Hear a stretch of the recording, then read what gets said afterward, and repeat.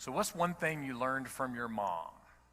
One thing you learned from your mom. Now, you probably learned more than one thing from your mom, more than likely. My mom is somewhat famous for all of her different quotes about life. I mean, there's lots of them. We probably should write them down. I feel like we have most of them memorized.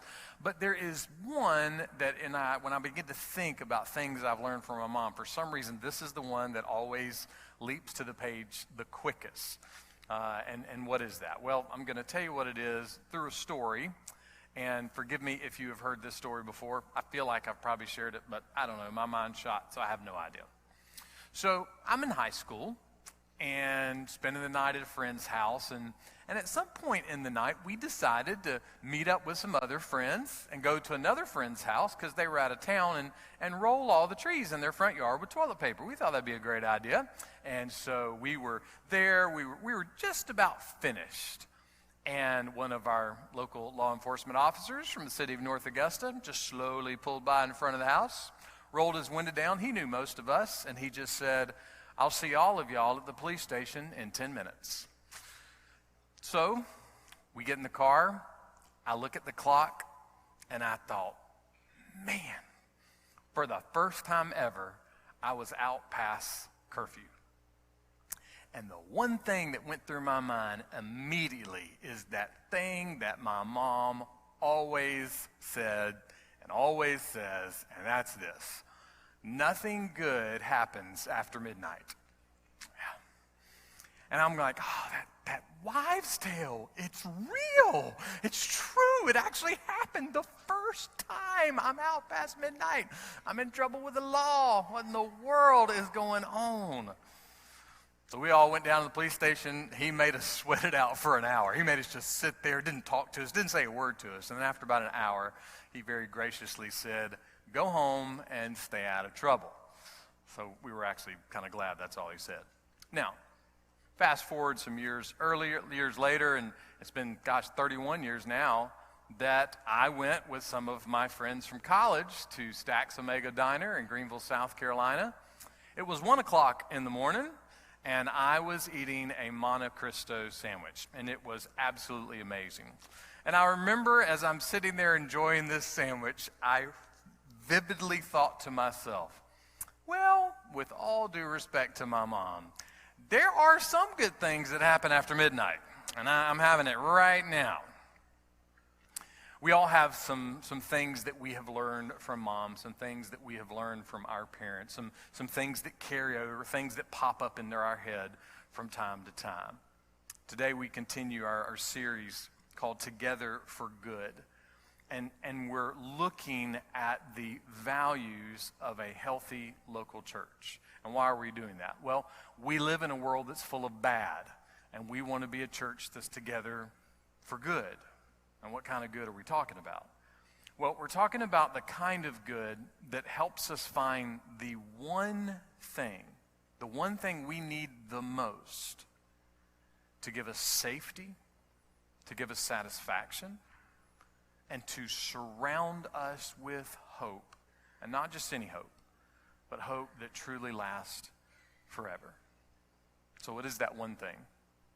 Well, our message today is Together for Truth-Filled Homes. We're going to be looking in John chapter 6, verses 68 and 69. And it's in this moment, in this chapter of the book of John, that we're going to find the one thing that we need the most. So what's happening in this moment in John chapter 6? Well, starting back at the beginning of John chapter 6, we kind of have a moment. It's kind of laying out who Jesus was becoming. Jesus was becoming a rising religious superstar. I mean, he was crazy, crazy popular. Everybody was following after Jesus. There were more than 5,000 people following Jesus, trying to hear what he said, just trying to be around him. And now we've kind of made our way to the end of chapter 6. And at the end of chapter 6, what's the crowd looking like now? Well, at the end of chapter 6, the crowd's gone from 5,000 plus to about 12. What happened, right? I mean, Jesus had a mega church, And now, he's got just enough for a Pee-wee football team and an extra. I mean, what in the world is going on? How did Jesus lose all of these people? Well, it's because of the way he started teaching. Jesus started teaching some things that kind of sounded strange. He was saying that he came from heaven to earth. And of course, they're thinking, wait, isn't this Joseph and Mary's son, the carpenter? But Jesus said he came from heaven to earth. Jesus said that he was the bread of life. That's strange terminology for anybody. Jesus started teaching that people could only be saved if God draws them, that it's not their good deeds or their great activities. It's only if God draws them. And then Jesus says that if you're truly going to follow him, you have to eat his flesh and drink his blood.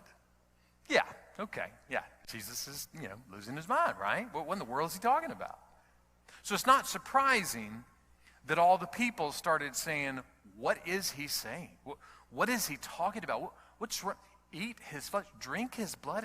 Is he some kind of religious vampire? What in the world is Jesus saying? And why was Jesus talking like that? Why was Jesus using words that, if we had been there, would have kind of caused us to be confused too? Well, it's not accidental. It's very much on purpose. And what Jesus is doing is he's seeing the large crowds, and he's wanting them to understand this is what it really means to follow after me. So he begins to get in the weeds a little bit. He begins to share some details, some thoroughness to his teaching. He used strong words on purpose, and those strong words were to help people see, look, I don't want you to be confused about what it means to follow me. And how did the people respond? Well, they quit following him. They just quit. They're like, man, I can't deal with this. I don't even know what Jesus is talking about. And why was it so hard for them? Well, it's because they started to see that Jesus wasn't going to give them points just for hanging out. Jesus wasn't going to give them points for heaven just for doing some good deeds. They began to hear Jesus teaching complete allegiance. And it threw them off. They didn't know what to think about this complete allegiance. See, when Jesus calls a person to come and follow after him, he calls for everything to come.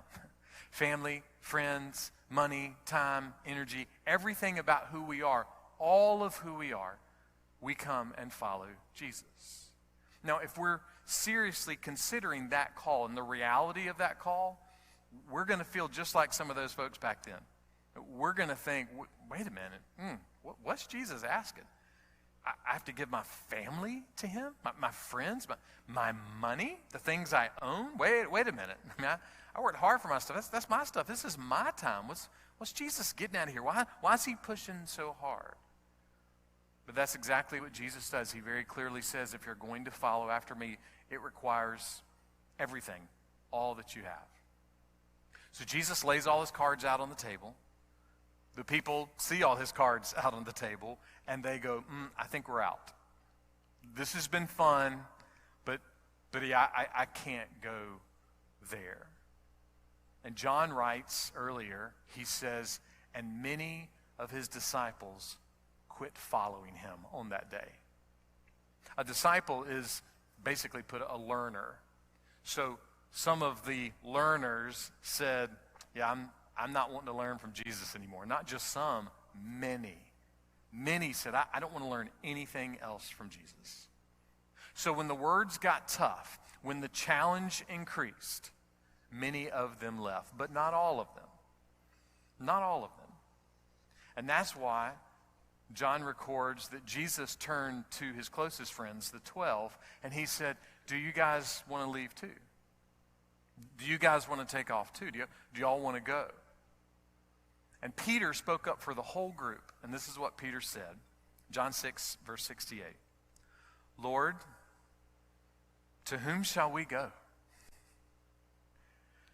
Now this is Simon Peter. This is a man. He's a grown man. He's a professional fisherman. It's not an easy job. He's a man's man, and he's looking at this carpenter's son who's been saying crazy things, things that he didn't understand. But he looked at him, and his reaction to all of these things that Jesus was teaching, and his reaction to the question from Jesus is this: where would we go? Jesus, where would we go? I mean, we've looked around. You know, we've looked at, some other spiritual gurus. We sent some money to that guy on TV. We've kind of dabbled with some other philosophies and kind of checked out some other religions.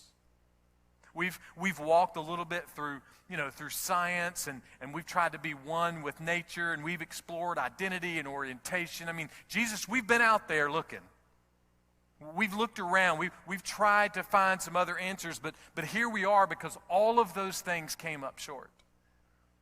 Every other thing that we looked at in life, it just came up short. And why did it come up short? Well, you can almost hear Peter's voice crack a little bit as he says the next thing to Jesus. He says, Lord, to whom shall we go? You have words of eternal life. Where would we go, Jesus? Where would we go? We've never seen anyone like you. We've never heard anyone like you. We've never been around anyone like you. You are humble, and yet you're full of power. You are gentle, and yet you're strong. You're patient, and yet you call out sin with authority. Use simple words, but you're brilliant. We don't understand everything about you, and yet we can't stop talking about you. Where would we go? Jesus, where in the world would we go? You have the words of eternal life. Peter and the rest of the guys, they didn't understand everything, okay? They didn't have all the doctrine worked out. They didn't have all the theology worked out. They had spent a lot of time with Jesus, but they didn't have all the answers for religion and politics and society and culture and medicine and health. They didn't have all the answers. They didn't understand everything, and yet they followed. They didn't have it all figured out, and yet they followed. They still had problems in their life. Everything didn't magically disappear, all the suffering and pain and difficulty, just because they followed Jesus. No, everything in life was just as hard and just as busy, and there's all these other things going on, and yet they still followed. Why? Because Jesus has the words of eternal life. They followed because they knew there was nowhere else they could turn. What does that mean, Jesus has the words of eternal life? What it means is the words of Jesus, they transcend time, space, religion, politics, society, culture, health, medicine, and all the other things. The truth of Jesus, it transcends everything. And the truth about Jesus is the one thing that you and I need the most to be safe and secure and saved and satisfied and surrounded with hope forever. So, do you have that truth? Do you have the truth about Jesus? Are you believing in the eternal words of Jesus Christ? Is it the truth about Jesus that defines who you are? Is the truth about Jesus your ultimate hope for safety and security and to be surrounded with hope and joy forever? Thursday morning, my dad thanked the doctors at the hospital for all that they have been doing, but he just said, hey, I think we're done. I think I'm just done. He said, this isn't working, and so I'm just ready to go home. So we brought him home Friday with hospice, and so yesterday, in and out, just a lot of people, family and friends in and out of the house. And look, our family, we're loud, okay? We just are. We're loud anyway. We're loud all the time. It was even louder yesterday. I mean, just crazy loud. Everybody's laughing. I mean, it was a wild place. And why was it like that? Well, the reason it was like that is because for 66 years and 11 months, my parents have made sure that the truth about Jesus filled our home. It was the truth about Jesus that has kind of been swimming around in our house. Throughout their marriage and throughout our lives of their children, the truth of Jesus has been around. Why? Because the words of Jesus have eternal life. The words of Jesus are not just religious. They are words of eternal life. Now, does that mean that my parents understand all the doctrine and all the theology? No. Does it mean that they've been able to map out all the answers about religion and politics and society and culture and health and medicine? No. Does it mean that they don't have any problems in life and that everything has disappeared and life is just all peachy because they have the truth of Jesus filling up? No. It doesn't mean any of the things. It just means that for us and for our family and for many of your families, having a home that is filled with the truth of Jesus means that in our moment of deepest despair, it is the words of eternal life that give us a deeper joy. And we can laugh, and we can rejoice, even in the midst of pain. Why? Because Jesus has the words of eternal life. Eternal life. So, is that truth in your home? Are the words of eternal life the truth that is seen in your home? This greatest truth, is that in your home? Because it's the greatest truth that can be in your home. The words of eternal life from Jesus Christ are the greatest words and the greatest truth that can be in your home. Not family, not friends, not food, not sports, not entertainment, not holidays, not education, not anything else but eternity. Eternity is the greatest truth that can fill your home. Our home is full of grief, and yet it's full of more joy than grief, because the truth of eternity is mixed into our home. That matters. See, I grew up in a great church. I mean, just a marvelous church. And we had a great staff at our church. I mean, all of our ministers were just fantastic. Volunteers off the charts. The adults that poured into my life, just incredible people. So I had a lot of gospel poured into me at my home church. However, I was only at my home church for maybe 4 or 5 hours a week. So thankful for the influence, but the greater influence was at home.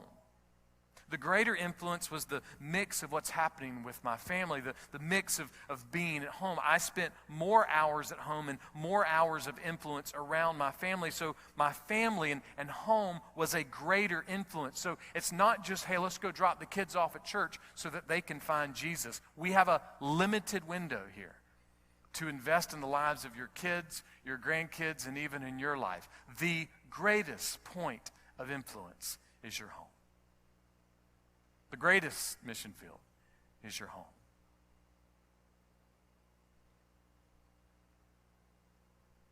I'm not saying my mom and dad were Billy and Ruth Graham. They ain't perfect.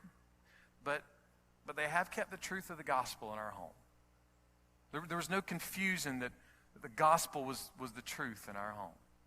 And why did they do that? Because only Jesus has the words of eternal life. When we were cheering my dad on and encouraging him Thursday morning with his decision, one of my sisters said, "Dad, it's okay because you know Jesus and we know Jesus because of you." That's a big sentence. Again, my dad's no Billy Graham, but my mom and dad made sure that we had a truth-filled home. It wasn't a perfect home. They aren't perfect parents. We aren't perfect kids, but God's truth was in our home. Why? Because Jesus has the words of eternal life.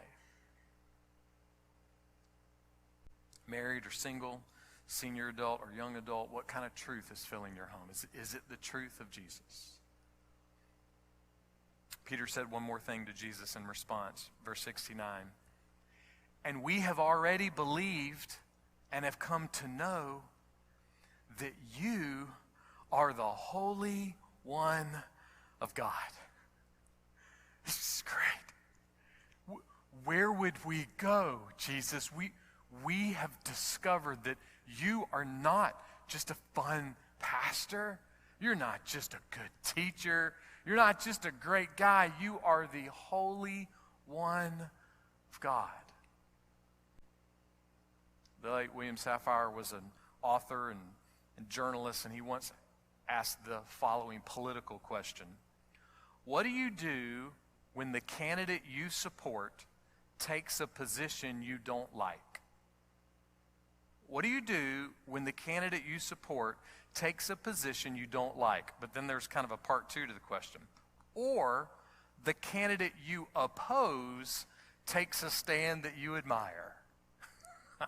What do you do then? What do you do when the person you're wanting to vote for, man, I don't agree with that. But then the guy that you don't want to vote for, the gal you don't, oh, well, gosh, I agree with that. What do you do? Well, he gave three options. He said, number one, you can switch candidates. Number two, you can stick with your original candidate and wear a button that says, nobody's perfect. Yeah, it's good. Number three, you can be like the woman who said, I never vote. It only encourages them. Yeah.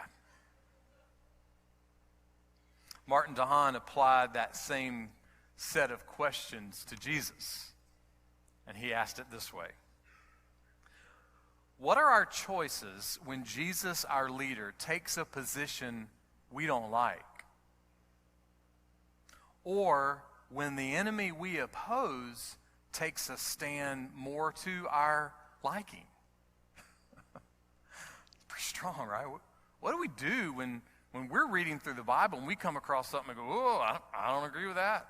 I don't know if I can go with Jesus on that. Well, what do we do? Or the opposite, when we find that in the world, outside of the confines of the truth of God, we go, oh, I like this principle.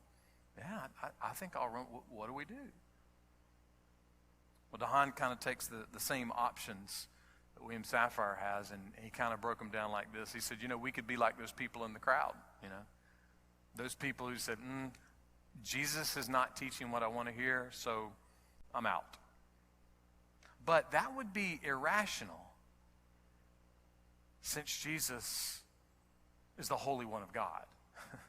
It seems irrational to go, I don't like what he's saying. I mean, my eternity is only going to be found in him, but I'll take my chances somewhere else. That's irrational. You could wear a button that says, oh, well, Jesus isn't perfect, except he is. It kind of doesn't work. You can't wear that button because he is perfect. And the third option, you could say, well, I'm just not going to have anything to do with religion. I'm just going to be agnostic. I'm going to be atheistic. Or I'm going to kind of buffet my way into forever. The problem is Jesus kind of didn't give us the option. C.S. Lewis says when you look at what was said about Jesus and what Jesus said, you have to vote. There's not an option, and there's only 3 votes you can really log there. Either Jesus was a lunatic, he was a liar, or he is Lord. He is the Holy One of God. There's no other options that we were given. I said before that we are living in a time where professing Christians will go and march and protest when a plaque of the 10 Commandments is taken down off the wall of a courtroom, yet those same professing Christians won't practice and carry out the 10 Commandments in their home. We'll publicly protest, but we won't privately practice. Because publicly protesting, that feels good. I'm going to get out there with a bunch of people, and we're going to be mad, and we're going to look holy. But then when we go home, whatever we were protesting about, we're not actually going to live out. None of us are perfect, but we need truth-filled homes first and most. And not to chase this too far, but if you're upset with what's happening in the courts, just remember, whoever is in those courts started in someone's home. No one was born in a courtroom. Well, I don't know. Maybe there's some story out there that some lady went into labor. Okay, but people aren't born.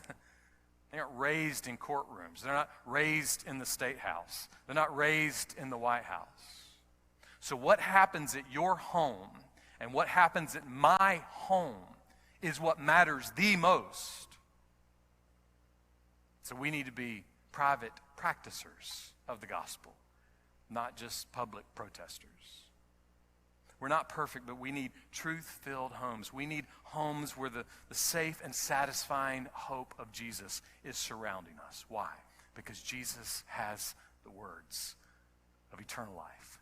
Only Jesus has the words of eternal life, and only Jesus is the Holy One of God. And that's what Peter's saying. Peter's saying, Jesus, like we've figured out you're not a fairy tale.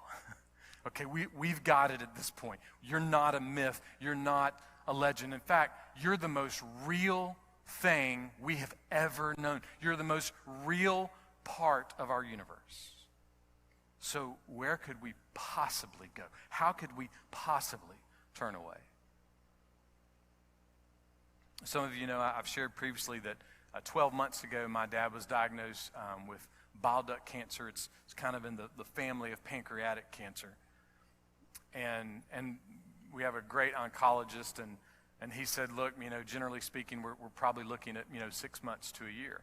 And then he kind of told us some of the things that we would need to start looking for, when this tumor started doing something. Well, the tumor to this day hasn't done anything. My dad hasn't gotten sick from cancer. He's gotten sick from an infection. And this infection is so merciful from God. Because had his cancer kicked in, it would have just been extreme pain. But the mercy of God is his kidneys are failing, so he's just not going to wake up. Sometime in the next few days, he's just not going to wake up. It's so merciful. The other night, I got home from the hospital. It was about 11 o'clock, and my parents stay up late. Some of y'all's parents stay up late, right? I mean, it's like we had to be in bed at 9, and they stay up till 2. What in the world? I don't understand. But my mom and dad, they're always up late. And so I got home from the hospital about 11 o'clock, and I went and sat down. It was me and my sister, and I was just having to share with Mom what Dad had decided. This is Wednesday night. And so I was just kind of telling Mom what was going on. And, of course, she was just, brokenhearted and sad. But then she said, ever since we got the diagnosis last year, she said, we came home that night, and every night since, your dad and I, we read one chapter of the Bible and pray together every night. And she goes, even with our night owl life, we do it late at night too. Before we go to bed, we read, one chapter and we just pray together. And why do they do that? Because they are convinced that Jesus has the words of eternal life. They're not being religious. They're convinced that Jesus has the words of eternal life. So therefore, my mom said, I'm sad, but your dad and I, we've been preparing for this. They've been preparing with the words of eternal life. Not religion, but the words of eternal life. Look, life is hard and life is busy, and it's probably not going to change. It'll keep being hard and busy. But maybe by yourself or with your spouse or with your kids or with anyone else who's in your home, just maybe give it a shot if you're not already. Maybe read a chapter from the Bible every day, or even just a verse, and pray. And just see. Taste and see, and test and see what will happen in your home if you start bringing the words of life, the truth of God, into your home. What would happen? I know on this Mother's Day, I'm real thankful for my mom. She's not perfect. But my mom and my dad have made sure, and my mom especially, every morning before I went to school, she made sure that I had the truth of God in my mind, that the Bible was read, that the words of eternal life were there. In our home, she made sure I heard that truth. And home's been hard the last couple of days. It's been difficult. I've been at the hospital a lot with my dad at night and staying with him a lot. So I've seen kind of the worst part of the day. And if you've ever been in there, you with that moment with family or friends, you kind of know end of the day gets a little off, and so real fidgety and can't sit still and just really restless. But my mom hadn't seen that. My sisters haven't seen a lot of it either. And so the last 2 or 3 days have been a little more difficult for them to kind of see that. And we were having a little family meeting and Friday night, and my mom kind of brought that up, that it was just really hard to, see Dad so restless and so fidgety. And my brother-in-law, who incidentally, you'll love this. So yesterday, my brother-in-law and I were leaving about the same time. My brother-in-law, Richard Smith, he pastors a church, Hope Point Church in Spartanburg. So Richard leans over to tell my dad bye, and he goes, Josie, he said, I'm heading out. I'm going to preach the greatest sermon that has ever been preached tomorrow morning, and I love you. And everybody in the room was like, what about Dow's sermon tomorrow? So sorry, this is not the greatest sermon. No, you're getting secondhand food here. I'm sorry, but Richard sent my sister a text because he knew that the restlessness was really bothering her, and this was his text. He began with the words of Isaiah 40:11. He tends his flock like a shepherd. He gathers the lambs in his arms and carries them close to his heart. And then he texted this. Instead of focusing on your sweet father's restlessness, focus on the invisible Christ who is in that room holding Josie.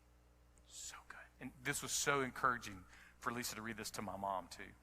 And then he said this, a sheep will always wiggle when a shepherd is carrying it, but the strong arms of the shepherd firmly have that sheep. That sheep feels those arms and is not afraid of them at all. It's just the nature of that sheep to wiggle. Gosh, that's good. That's good. He said, hey, are you going to preach this Sunday? I said, I got to preach. I can't not. I said, God is pouring so much truth and so much confidence in my life. I love my church too much not to try to share some of what God is pouring into me. And that's rich.